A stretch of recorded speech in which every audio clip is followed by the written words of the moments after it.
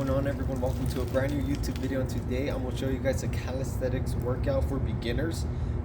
Please be aware, make sure you warm up, you stretch, go for a jog or walk before you work out, making sure that you don't stretch a muscle or pull a muscle in the middle of your workout.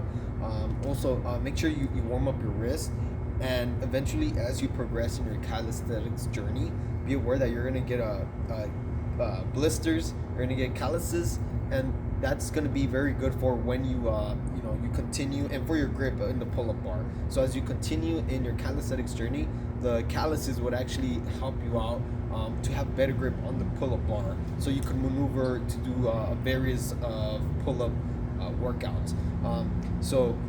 Let's begin. So right now I finished warming up a little bit. I'm not that sweaty.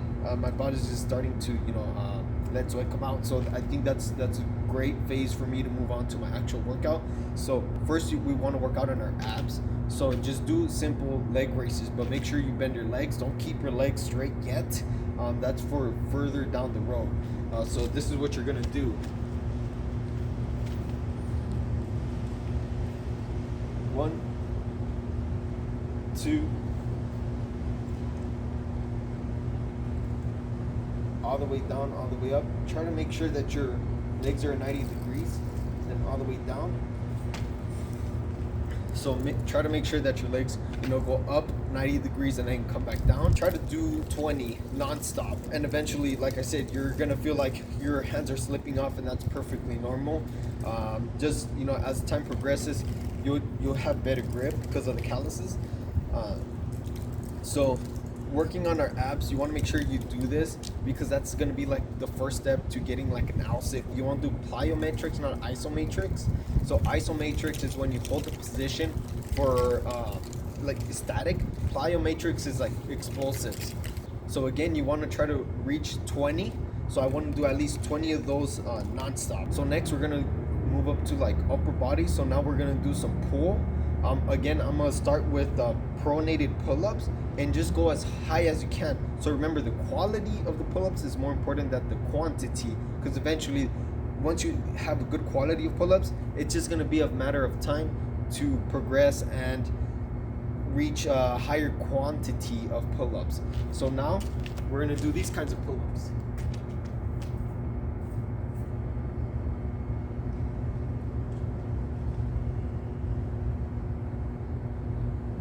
Want to try to go as high as you can. If you can't go all the way up here, you only go up to here, up to your forehead, your eyes, that's perfectly fine. You just want to make sure you can go. If you could only do 2, that's fine. Take a break and keep going. Okay, the other type of pull-ups are the supinated,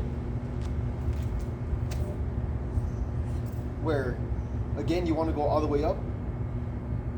If I only go up to my chin, that's fine. If I could go only up to here, my forehead, that's perfectly fine as well. If I could go all the way, that's even better.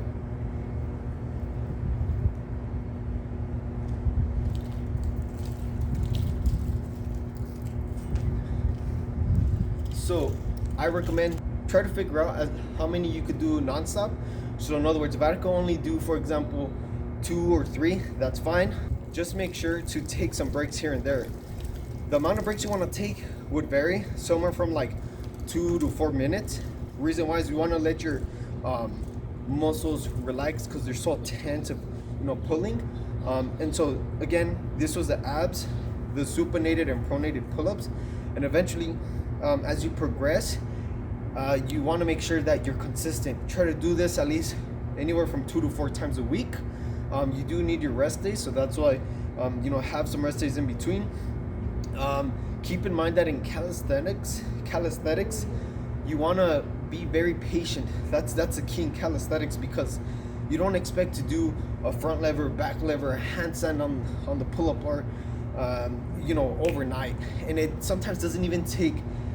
It takes more than months. It doesn't take like a month or 2. It sometimes takes like half a year to a full year to get a certain workout or certain position done. Let's just say you could do some pull-ups, right? Let's just say you could do 5 pull-ups and you go plyometrics, meaning you could go explosives. Okay, now what I would do is try to go slowly, slowly. Okay, just keep going slow. So let me show you an example of a pronated pull-up movement going slow.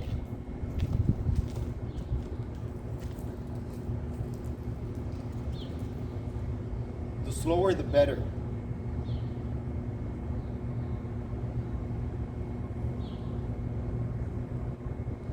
Okay, it's gonna be harder. The slower you move is gonna be much harder, but it means you have more control.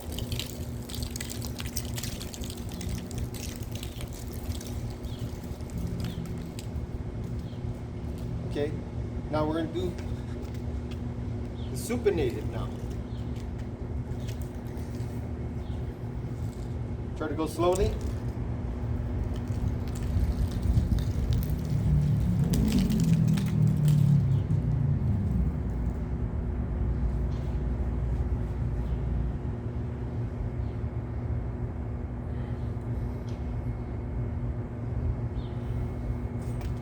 So you want to do this slowly. The slower you go, the more challenging it is.